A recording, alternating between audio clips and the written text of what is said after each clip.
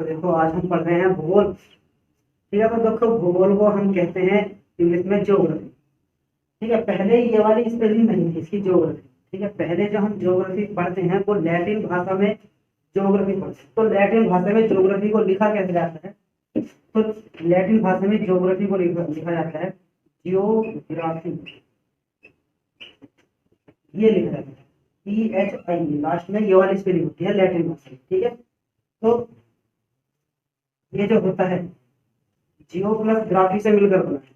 ठीक है, तो जियो का यहाँ पर मतलब होता है पृथ्वी से। ठीक है, जियो का मतलब होता है यहाँ से पृथ्वी से, और ग्राफी का यहाँ पर मतलब होता है वर्णन करना किसी चीज की, या फिर किसी चीज की व्याख्या करना। किसी चीज का वर्णन करना या फिर किसी चीज की व्याख्या करना। ठीक है, ये होता है ग्राफी का मतलब। और जियो जियो का मतलब होता है पृथ्वी। ठीक है, तो यहाँ पर जियोग्राफी का क्या मतलब? जियोग्राफी का यहाँ पर मतलब हुआ पृथ्वी का वर्णन करना या फिर पृथ्वी की व्याख्या करना। ठीक है, पृथ्वी के बारे में पढ़ना क्या कहलाता है? ज्योग्राफी। ठीक है, और इंग्लिश वर्ड क्या है इसका? इसका इंग्लिश वर्ड है ज्योग्राफी का ज्योग्राफी। ठीक है, और इसे हिंदी में बोलते हैं भूगोल। तो हम पढ़ेंगे भूगोल के बारे में। ठीक है, तो भूगोल के पिता के बारे में पढ़ेंगे सबसे पहले कि भूगोल के पिता कौन है। तो भूगोल के पिता कहा जाता है हिकेटियस। भूगोल का पिता कहा जाता है हिकेटियस। ठीक है, तो जब ये हिकेटियस ने सबसे पहले जब भूगोल की खोज करना स्टार्ट की थी कि पृथ्वी किस तरह से बनी है, पृथ्वी का निर्माण कैसे हुआ, या फिर सूर्य का निर्माण कैसे हुआ, जब इन्होंने ये खोज करनी स्टार्ट करी थी, तो हुआ यह था कि हिकेटियस ने इसको एक सब्जेक्ट वाइज के रूप में मान्यता नहीं दी। ठीक है, इसको हिकेटियस ने भूगोल को एक सब्जेक्ट वाइज के रूप में मान्यता नहीं दी थी। इसको जो एक सब्जेक्ट के रूप में मान्यता दी थी वो दी थी इराटोस्थिनीज ने। एक सब्जेक्ट के रूप में जो मान्यता दी थी वो दी थी इराटोस्थिनीज। ठीक है, 19वीं शताब्दी में इन्होंने इराटोस्थिनीज ने एक भूगोल को एक अलग सब्जेक्ट के रूप में मान्यता दी थी। ठीक है, तो इराटोस्थिनीज को कहा जाता है व्यवस्थित भूगोल का जनक, क्योंकि इन्होंने व्यवस्थित क्या कर दिया था भूगोल को, यानी कि एक अलग सब्जेक्ट के रूप में बना दिया था। ठीक है, जब इन्होंने व्यवस्थित कर दिया भूगोल को, तो इन्हें बोला जाता है व्यवस्थित भूगोल का जनक। इसे बोला जाता है व्यवस्थित भूगोल का जनक इराटोस्थिनीज। ठीक है, व्यवस्थित भूगोल का जनक बोला जाता है इराटोस्थिनीज। ठीक है, और अगर मानव भूगोल की बात आ जाए कि मानव के बारे में जो भूगोल यानी कि मानव का जन्म कैसे हुआ। ठीक है, अगर हम इसके बारे में पढ़ रहे हैं कि मानव भूगोल, ठीक है, तो वो होता है मानव भूगोल। तो मानव भूगोल के पिता किसे बोला जाता है? तो मानव भूगोल का जो जनक कहा जाता है वो कहा जाता है, मानव भूगोल का जनक कहा जाता है फ्रेडरिक रेडजल। फ्रेडरिक रेडजल। ठीक, फ्रेडरिक रेडजल को कहा जाता है मानव भूगोल।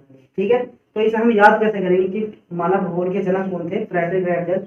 देखो, एक आदमी होता है, आदमी क्या करता है अपने को सुंदर दिखाने के लिए? क्या करता है? बालों में क्या करता है? जेल लगाता है, तेल लगाता है। ठीक है, तो जेल लगाता है मानव अपने आप को सुंदर दिखाने के लिए। क्या लगाता है? बालों में जेल लगाता है। और किस कलर का जेल लगाता है? रेड कलर का जेल लगाता है। ठीक है, रेड कलर का जेल लगाता है। कौन लगाता है? मानव, अपने आप को सुंदर दिखाने के लिए, यानी कि व्यवस्थित करने के लिए, या फिर सुंदर दिखने के लिए क्या करता है मानव? रेड कलर का जेल लगाता है। ठीक है, तो यहाँ से याद रखेंगे कि मानव भूगोल के पिता कौन है? फ्रेडरिक रेडजल। ठीक है, तो अरस्तु के बारे में पढ़ेंगे कि अरस्तु कौन थे।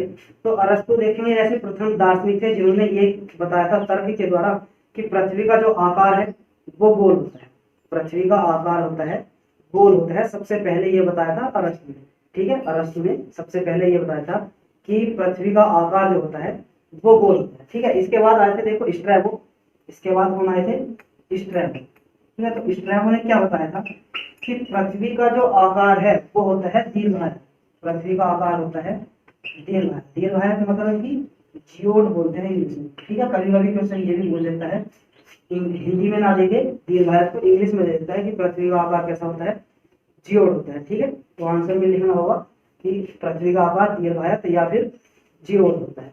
ठीक है, जर्मन भूगोल वेत्ता थे एक अलेक्जेंडर वान हमबोल्ट। ठीक है, जर्मनी के भूगोल वेत्ता थे अलेक्जेंडर वान हमबोल्ट, जिन्होंने एक ग्रंथ लिखा था कोसमोस। कौन सा ग्रंथ लिखा था? कोसमोस ग्रंथ लिखा था। ठीक है, तो इस कोसमोस ग्रंथ में उन्होंने ये बताया था कि पनामा नहर के आसपास हम पनामा जल संधि बना सकते हैं। ठीक है, पनामा नहर को हम बना सकते हैं पनामा जल संधि के आसपास। पनामा जल संधि है जर्मनी में। ठीक है, तो जर्मनी में हम क्या कर सकते हैं, जर्मनी में इन्होंने क्या बताया था ओस्मोस ग्रंथ में कि हम पनामा नहर जो है पनामा नहर को हम बना सकते हैं पनामा जल संधि के आसपास।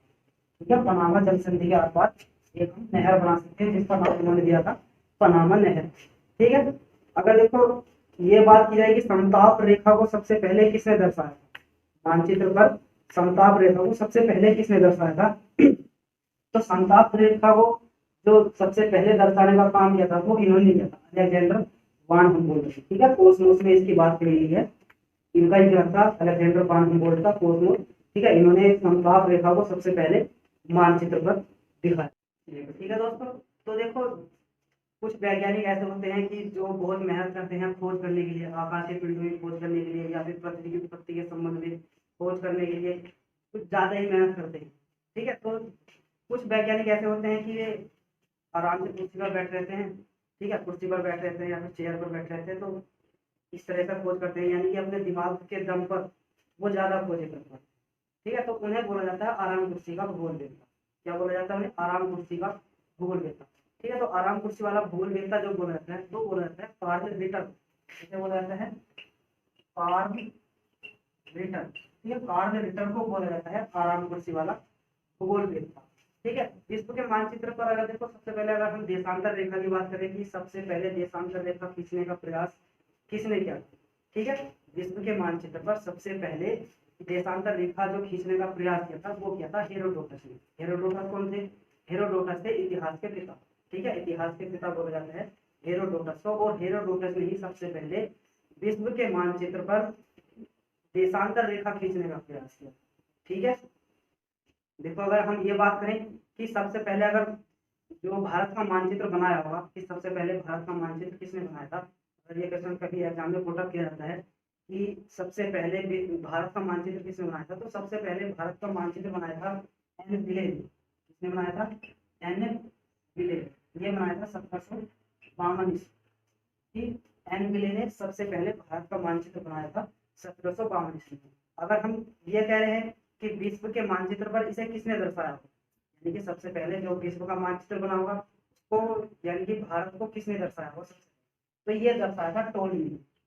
टोलमी ने सबसे पहले विश्व के मानचित्र पर भारत को दर्शाया। ठीक है, इनकी एक रचना का नाम है टोलमी की एनालेमा। एनालेमा ये एक रचना है टोलमी की, जिसमें इस चीज की इन्होंने बात की है कि विश्व के मानचित्र पर सबसे पहले भारत को हमने दर्शाया, यानी कि टोलमी ने दर्शाया था। ठीक है, एनालेमा में ये बात कही गई। तो देखो हम पढ़ेंगे ब्रह्मांड की उत्पत्ति। तो ब्रह्मांड से जो संबंधित है, यानी कि ब्रह्मांड की उत्पत्ति की, ब्रह्मांड की उत्पत्ति किस प्रकार हुई है, कैसे हमारी पृथ्वी बनी है, कैसे हम सूर्य बना है, ठीक है, हमारी आकाश गंगाएं कैसे बनी है। ठीक है, तो इनके बारे में हम पढ़ेंगे। तो अलग अलग वैज्ञानिकों ने इनके बारे में अलग अलग अपनी अपनी परिकल्पनाएं दी हैं कि किस तरह से हमारे ब्रह्मांड की उत्पत्ति हो सकती है। ठीक है, अगर देखो सबसे तर्कपूर्ण सिद्धांत हम माने कि सबसे ज्यादा तर्कपूर्ण सिद्धांत जो दिया था, वो सबसे ज्यादा ब्रह्मांड की उत्पत्ति के संबंध में जो तर्कपूर्ण सिद्धांत था वो था फास्टे का बर्फन। इन्होंने ये अपना सिद्धांत दिया था 1749। ठीक है, 1749 ईस्वी में इन्होंने ये अपना सिद्धांत दिया था फास्टे का बर्फन में। ठीक है, तो इन्होंने अपनी दो परिकल्पनाएं बताई थी, एक अद्वैतवादी और एक द्वैतवादी। एक परिकल्पना थी द्वैतवादी और एक थी अद्वैतवादी। ठीक है, ठीक है, तो द्वैतवादी का जो मतलब है, द्वैतवादी का मतलब है कि दो तारों से किन्हीं, या दो तारों से, या फिर हम कह सकते हैं किन्हीं दो पिंडों से पूरे ब्रह्मांड की उत्पत्ति हुई है। ठीक है, जितनी हमारी आकाश गंगाएं बनी है, तारे बने हैं, सूर्य बना है, चंद्रमा बना है, ठीक है, ये जितने बने हैं किन्हीं दो पिंडों को मिलाकर इनका जन्म हुआ है। ठीक है, और अद्वैतवादी का मतलब है कि, अद्वैतवादी का मतलब है कि किसी एक ही पिंड से इन सभी ब्रह्मांडिक जो चीजें होती हैं इनका निर्माण हुआ है। ठीक है, अद्वैतवादी का मतलब है कि किन्हीं एक ही पिंड से इन सब का निर्माण हुआ है। ठीक है, तो द्वैतवादी परिकल्पना को हम कहते हैं पैतृक परिकल्पना भी इसे बोला जाता है। पैतृक द्वैतवादी परिकल्पना को क्या बोला जाता है, पैतृक परिकल्पना के नाम से भी इसे जाना जाता है, पैतृक परिकल्पना। ठीक है, और इसे हम बोलते हैं कि ये एक आकस्मिक घटना थी, ये एक आकस्मिक घटना का परिणाम माना गया है कि आकस्मिक घटना का परिणाम है ये। ठीक है, द्वैतवादी परिकल्पना को क्या कहा जाता है? पैतृक परिकल्पना भी बोला जाता है और बोला जाता है ऐसा कि ये एक आकस्मिक घटना का परिणाम। ठीक है, और कई सारे वैज्ञानिकों ने कई सारी अपनी परिकल्पनाएं दी थी, जैसे कि वायव्य राशि परिकल्पना थी, ये दी थी इमैनुअल कांट ने। ठीक है, और निहारिका परिकल्पना ये दी थी लाप्लास ने दे दी थी। ठीक है, ग्रहाणु परिकल्पना ये दी थी टीसी चैम्बरलेन ने। ठीक है, ग्रहाणु परिकल्पना ठीक है, ग्रहाणु परिकल्पना ये थी कि जो ग्रहों का निर्माण हुआ है या फिर आकाश गंगा का निर्माण हुआ है वो किन्हीं धूल या मिट्टी के कणों को मिलाकर इनका निर्माण हुआ है। ठीक है, धूल या मिट्टी के कणों को मिलाकर इनका पृथ्वी का निर्माण हुआ है, सूर्य का निर्माण हुआ है, इन सभी का निर्माण हुआ है। ठीक है, लेकिन आधुनिक सिद्धांत क्या है इसका? इसका आधुनिक सिद्धांत ये है कि वैज्ञानिकों ने ये माना है अपने आधुनिक सिद्धांतों में। ठीक है, तो ये माना है कि जो ब्रह्मांड की उत्पत्ति हुई है वो किसी एक पिंड में विस्फोट होने के कारण हुई। किसी एक पिंड में विस्फोट होने के कारण सारे ब्रह्मांड की उत्पत्ति हुई है। ठीक, तो लेमेंट्रे ने इसके संबंध में एक व्याख्या लिखी जिसे बोला जाता है बिग बैंग सिद्धांत। इसे बोला जाता है बिग बैंग सिद्धांत। ठीक है, बिग बैंग सिद्धांत इसे बोला जाता है या फिर इसे विस्तारित ब्रह्मांड परिकल्पना बोलते हैं। विस्तारित ब्रह्मांड परिकल्पना भी इसे बोला जाता है बिग बैंग थ्योरी में। विस्तारित ब्रह्मांड परिकल्पना भी इसे बोला जाता है। ठीक है, बिग बैंग थ्योरी को ये बिग बैंग थ्योरी दी थी लेमेंट्रेयर ने। लेमेंट्रेयर ने ये दी थी अपनी परिकल्पना। ठीक है, तो इसमें बिग बैंग थ्योरी में ये बताया गया है कि जो ब्रह्मांड की उत्पत्ति हुई है वो किसी एक मटर के दाने के बराबर छोटे से बिंदु में विस्फोट होने के कारण हुई है। ठीक है, तो जब ये एक छोटा सा बिंदु रहा होगा, ठीक है, तब इसका घनत्व भी अधिक रहा होगा, और जब घनत्व अधिक हुआ तो दाब बढ़ा होगा, और दाब बढ़ने के कारण ही इसमें अधिक ताप उत्पन्न हुआ होगा। ठीक है, तो ताप की अधिकता होने के कारण इसमें विस्फोट हुआ होगा। ताप की अधिकता होने के कारण इस छोटे से बिंदु में विस्फोट हो जाएगा। ठीक है, तो इसी विस्फोट को हम जानते हैं महाविस्फोट के नाम से। इसी विस्फोट को हम जानते हैं महाविस्फोट के नाम से। ठीक है, महाविस्फोट के नाम से इसे हम जानते हैं। ठीक है, इस बिंदु में जो विस्फोट हुआ था इसे बोला जाता है महाविस्फोट। ठीक है, तो ये जो ब्रह्मांड हमारा बना है लेमेंट्रेयर के अनुसार बना है किसी एक बिंदु में विस्फोट होने के कारण। ठीक, और इसे बोला जाता है बिग बैंग थ्योरी को विस्तारित ब्रह्मांड परिकल्पना। ठीक है, देखो प्रारंभ से ही जो मनुष्य जिज्ञासु रहा है ब्रह्मांड के बारे में जानने के लिए। ठीक है, ब्रह्मांड के बारे में अगर तुम कहीं सोते हो रात में बाहर की तरफ बाहर सोते हो घर से, ठीक है, खुले आसमान में, तो तुम्हें हमेशा ये जिज्ञासा होती होगी कि ये तारे कैसे बन गए होंगे। ठीक है, सूर्य कैसे बना हुआ, चंद्रमा को देखते होगे कभी, तो चंद्रमा कैसे बना होगा। ठीक है, तो ये देखते होंगे, तो मनुष्य हमेशा जिज्ञासु रहा है इनके बारे में जानने के लिए। ठीक है, तो 300 ईस्वी पूर्व ये हुआ, कुछ इतिहासकारों ने या फिर भूगोलविदों ने ये बताया कि ब्रह्मांड का केंद्र जो है वो सूर्य है। ठीक, तो ये बता दिया 300 ईस्वी पूर्व पहले ही कि ब्रह्मांड का केंद्र जो होगा वो सूर्य होगा। ठीक है, ब्रह्मांड का जो वास्तविक अध्ययन शुरू हुआ ब्रह्मांड का जो वास्तविक अध्ययन शुरू हुआ ब्रह्मांड का वास्तविक अध्ययन शुरू हुआ था 140 ईसा पूर्व में। ब्रह्मांड का जो वास्तविक अध्ययन शुरू हुआ था वो शुरू हुआ था 140 ईसा पूर्व में। ठीक है, ये किया था टोलमी ने। ठीक है, तो टोलमी ने क्या बताया था? तो टोलमी ने ये बताया था कि जो ब्रह्मांड का केंद्र है वो सूर्य होगा। ब्रह्मांड का केंद्र जो होगा वो सूर्य होगा। इसके बाद आए थे कोपरनिकस। ठीक है, तो कोपरनिकस ने ये बताया था अपने सिद्धांत में कि जो ब्रह्मांड का केंद्र है वो होगा वो सूर्य होगा। यानी कि इन्होंने कहा था कि मैं टोलमी का जो सिद्धांत है उस सिद्धांत को मान्यता देता हूँ। ठीक है, तो कोपरनिकस ने ये बताया था 1473 ईस्वी में। 1473 ईस्वी में ये बताया था कि जो भी कह रहे हैं कि जो ब्रह्मांड का केंद्र सूर्य है कि वो सही बात कह रहे हैं। ठीक है, यानी कि इनके सिद्धांत को इन्होंने मान्यता दे दी थी। ठीक, तो बाद में आते हैं, देखो बाद में आते हैं डॉक्टर रोलेन एंडल, डॉक्टर एलन ब्रोंडेल। ठीक है, तो ये बताते हैं अपने सिद्धांत में कि जो ब्रह्मांड का विस्तार हो रहा है, ठीक है, ब्रह्मांड का विस्तार हो रहा है एक निश्चित समय के लिए। ब्रह्मांड का विस्तार, ठीक है, एक निश्चित समय के लिए ब्रह्मांड का विस्तार हो रहा है। ये लगभग 140 करोड़ वर्षों से ब्रह्मांड का विस्तार हो रहा है और आगे भी लगभग 290 करोड़ वर्षों तक ब्रह्मांड का विस्तार होता रहेगा।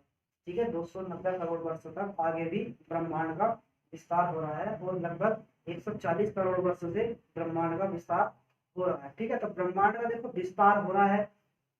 ठीक है, ये मानते हैं कि ब्रह्मांड का विस्तार हो रहा है, तो जाहिर सी बात है कि ये जो ब्रह्मांड का निर्माण हुआ होगा एक सूक्ष्म बिंदु में विस्फोट के कारण हुआ होगा और इसी विस्फोट के कारण ये सारे पिंड बन गए होंगे। ठीक है, तो जब विस्फोट के कारण पिंड बने होंगे तो ये उस बिंदु से छिटक कर दूर चले गए होंगे। ठीक है, तो जब दूर जा रहे होंगे यानी कि इनका विस्तार हो रहा होगा। ठीक है, तो डॉक्टर एलन रोडेजन ने ये बता दिया था कि 140 करोड़ वर्षों से यानी कि इस बिंदु में विस्फोट होने के बाद, ठीक है, 140 करोड़ वर्षों से ये ब्रह्मांड का विस्तार हो रहा है और ये कब तक होगा ये विस्तार, ये होगा लगभग 290 करोड़ वर्षों तक। ठीक है, इसके बाद आए थे डॉक्टर, ये आए थे जेरेमिया हैरिस, ये आए थे जेरेमिया हैरिस, जेरेमिया हैरिस। ठीक है, तो जेरेमिया हैरिस ने ये बताया था अपने सिद्धांत में कि जो हमारी आकाश गंगाएं हैं, जो हमारी आकाश गंगाएं हैं ये एक दूसरे से दूर भाग रही हैं। ये तो लेमित्रा ने बताया था कि जितने भी पिंड बने हैं ये सब एक दूसरे से दूर भाग रहे हैं। ठीक है, तो जेरेमिया हैरिस ने ये बताया था कि ये जो ब्रह्मांड का जो विस्तार हो रहा है, ठीक है, या फिर आकाश गंगाएं जो एक दूसरे से दूर ब्रह्मांड में जो आकाश गंगाएं हैं, ठीक है, ये एक दूसरे से दूर भाग रही हैं। ठीक है, ब्रह्मांड में जो आकाश गंगाएं उपस्थित हैं ये एक दूसरे से दूर भाग रही हैं। ठीक है, और जैसे जैसे ये एक दूसरे से दूर भाग रही हैं वैसे वैसे इनके जो भागने की गति है, जैसे जैसे इनके भागने की गति है वो भी बढ़ती जाएगी। यानी कि अगर कोई व्यक्ति यहाँ पर है और ये व्यक्ति यहाँ पर है, ये जैसे जैसे इससे दूर जा रहा है, ठीक है, जैसे जैसे इससे दूर जा रहा है वैसे वैसे इसके भागने की गति बढ़ती जाएगी। तो जेरेमिया हैरिस ने यही बताया था कि जैसे जैसे ये आकाश गंगाएं एक दूसरे से दूर भाग रही हैं वैसे वैसे इनके भागने की गति बढ़ती जा रही है। ठीक है, तो ये बताया था जेरेमिया हैरिस ने। हमारा जो ब्रह्मांड है, पूरा ब्रह्मांड है, इसमें कितनी आकाश गंगाएं हैं? इसमें लगभग 10 की पावर 10 मिलियन आकाश गंगाएं हैं। 10 की पावर 10 मिलियन आकाश गंगाएं हैं हमारे ब्रह्मांड में जो उपस्थित हैं इस टाइम वर्तमान समय में, जिन्हें हम ज्ञात कर सके हैं अभी तक। ठीक है, तो 10 की पावर 10 मिलियन आकाश गंगाएं हैं लगभग, और प्रत्येक आकाश गंगा में लगभग 10 की पावर 11 मिलियन तारे हैं। प्रत्येक आकाश गंगा में 10 की पावर 11 मिलियन तारे हैं प्रत्येक आकाश। ठीक है, तो आकाश गंगाएं कितनी हुई हमारी, हमारी आकाश गंगाएं हुई 10 की पावर 10 मिलियन आकाश गंगाएं, और एक आकाश गंगा में कितने तारे हैं, 10 की पावर 11 मिलियन तारे हैं। ठीक है, हमारी आकाश गंगा को बोला जाता है जिस आकाश गंगा में हम रहते हैं, इनमें से आकाश गंगा, एक आकाश गंगा हमारी भी है। ठीक है, तो हम अपनी आकाश गंगा को बोलते हैं मंदाकिनी। अपनी आकाश गंगा को हम बोलते हैं मंदाकिनी, यानी कि हमारी आकाश गंगा का नाम क्या है, मंदाकिनी है हमारी आकाश गंगा का नाम।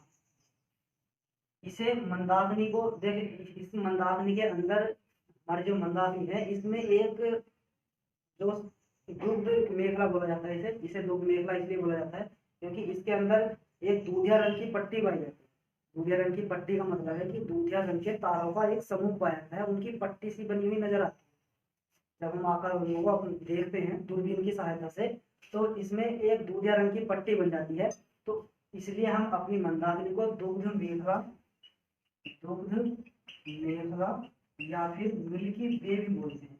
क्या बोलते हैं, मिल्की वे, दुग्ध मेखला बोलते हैं या फिर मिल्की वे भी बोलते हैं। हम अपनी आकाश गंगा, अगर देखें ये क्वेश्चन ये आता है कि हमारे आकाश गंगा के सबसे नजदीकी आकाश गंगा कौन सी है, तो ये होती है देवयानी।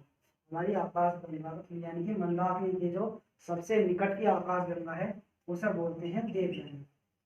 ठीक है, उसका नाम है देवयानी आकाश गंगा, और हमारी आकाश गंगा का नाम मंदाकिनी। अगर हम देखो इसके आकार की बात की जाए कि हमारी जो आकाश गंगा है मंदाकिनी उसका आकार कैसा है, ठीक है, तो इसका आकार होगा हमारा, इसका आकार होगा सर्पिलाकार आकार।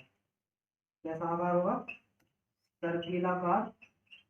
ठीक है, सर्पिलाकार का मतलब होता है जैसे कि स्पाइरल होती है ना, स्पाइरल, ठीक है, स्पाइरल वाली, यानी कि ऐसे इस तरह की, ये इस तरह की होती है। ठीक है, तो हमारी आकाशगंगा का आकार कैसे हो गया, सर्पिल आकार। ठीक है, अगर हम इसकी बात करें कि आकाशगंगा का हमारा जो व्यास है, आकाशगंगा का व्यास कितना है, तो हमारी आकाशगंगा का व्यास है लगभग 16,000 प्रकाश वर्ष। हमारी आकाशगंगा का जो व्यास है वो है 16,000 प्रकाश वर्ष। ठीक है, अगर देखो ये बता दें कि जो सूर्य है, सूर्य कितनी दूर स्थित है, हमारी आकाशगंगा की नाभि से सूर्य कितनी दूर है, तो आकाशगंगा की नाभि यानी कि बीच वाला भाग को नाभि बोलते हैं। तो ये बीच वाले भाग से सूर्य कितनी दूर है हमारी आकाश, तो यह है 3200 प्रकाश वर्ष दूर। 3200 प्रकाश वर्ष दूर सूर्य स्थित है, हमारी आकाशगंगा की नाभि से 3200 प्रकाश वर्ष दूर है सूर्य।